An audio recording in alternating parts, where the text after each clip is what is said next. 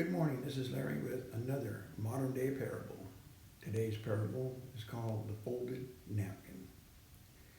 I try not to be biased, but I had my doubts about hiring Stevie. His placement counselor assured me that he would be a good, reliable busboy, but I had never had a mentally handicapped employee and wasn't sure I wanted one. I wasn't sure how my customers would react to Stevie. He was short, a little dumpy, with the smooth facial features and thick-tongued speech of Down syndrome.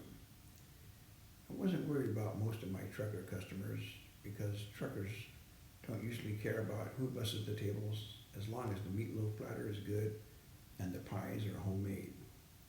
The four-wheeler drivers were the ones who concerned me.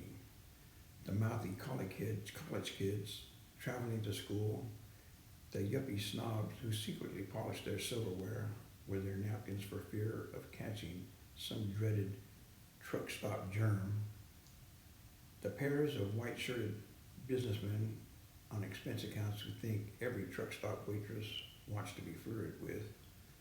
I knew those people would be uncomfortable around Stevie, and so I closely watched him for the first few weeks. I shouldn't have worried. After the first week, Stevie had my staff wrapped around his stubby little finger.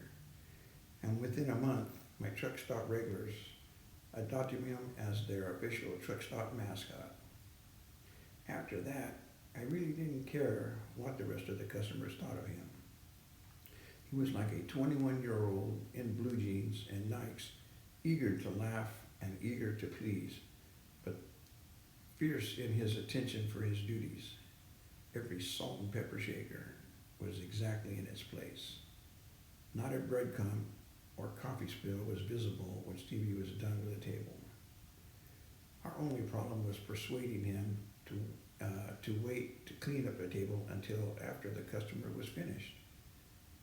He would hover in the background, shifting his weight from one foot to another, scanning the dining room until the table was empty. Then he would scurry to the empty table and carefully bust dishes and glasses onto his cart and meticulously wipe the table up with a practiced flourish of his rag. If he thought a customer was watching, his brow would pucker with added concentration. He took pride in doing his job exactly right, and you had to love how hard he tried to please each and every person he met. Over time, we learned that he lived with his mother, a widow who was disabled after repeated surgeries for cancer. They lived on their Social Security benefits in public housing 2 miles from the truck stop. Their social worker, who stopped to check on him every so often, admitted they had fallen through the cracks. Money was tight, and what I paid him was probably the difference between them being able to live together and Stevie being sent to a group home. That's why the restaurant was a gloomy place that morning late August. The first morning in 3 years that Stevie missed work. He was at the Mayo Clinic in Rochester, getting a new valve or something put in his heart. His social worker said that people with Down syndrome often have heart problems at an early age, so this wasn't unexpected, and there was a good chance he would come through the surgery in good shape and would be back at work in a few months. A ripple of excitement ran through the staff later that morning when word came that he was out of surgery, in recovery, and doing fine. Franny, the head waitress, let out a war whoop and a little dance in the aisle when she heard the good news. Bell ringer, one of the regular trucker customers, stared at the sight of this 50-year-old grandmother of 4 doing a victory shimmy beside his table. Franny blushed, smoothed her apron, and shot Bellringer with a withering look. He grinned. "Okay, Franny, what was that all about?" he asked. "We just got word that Stevie is out of surgery and going to be okay.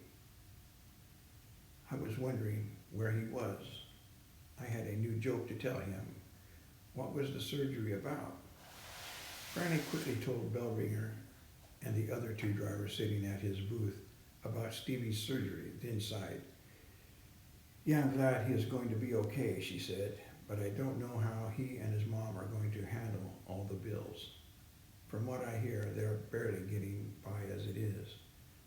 Bellringer nodded thoughtfully, and Friday hurried off to wait on the rest of the tables.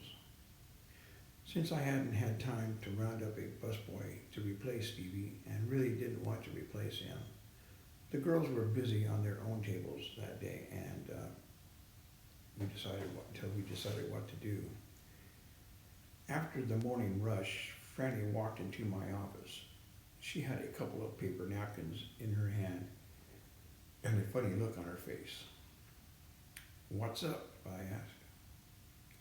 I didn't get that table where Bear Ringer and his friends were sitting cleared off after they left. And Pony Pete and Tony Tipper were sitting there when I got back to clean it off. This was folded and tucked under a coffee cup. She handed the napkin to me, and three $20 bills fell into my desk when I opened it. On the outside, in big bold letters, was printed, "Something for Stevie."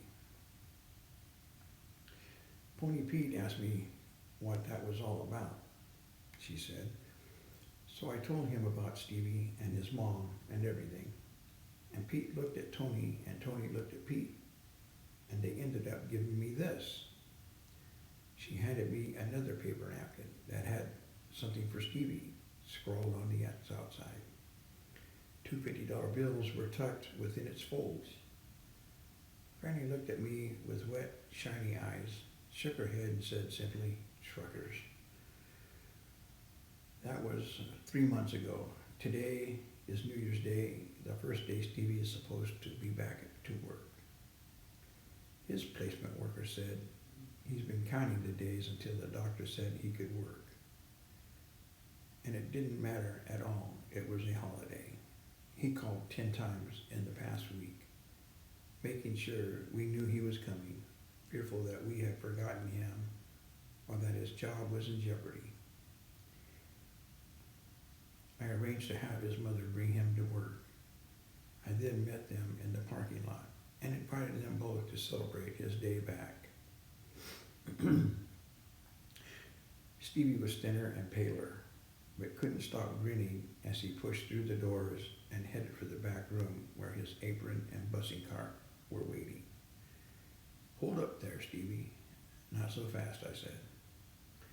I took him and his mother by their arms. "Work and wait a minute. To celebrate you coming back, breakfast for you and your mother is on me."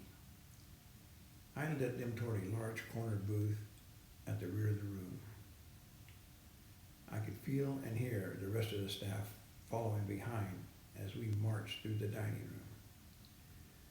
Glancing over my shoulder, I saw booth after booth grinning truckers empty and join the procession. We stopped in front of the big table. Its surface was covered with coffee cups, saucers, and dinner plates, all sitting slightly crooked in dozens of folded napkins. "First thing you have to do, Stevie, is clean up this mess," I said. I tried to sound stern. Stevie looked at me and then at his mother, then pulled out one of the napkins. It had "Something for Stevie" printed on the outside. As he picked it up, two $10 bills fell into the table. Stevie stared at the money, then at the napkin peeking from beneath the tableware, each with his name printed on and scrawled on it. Turned to his mother.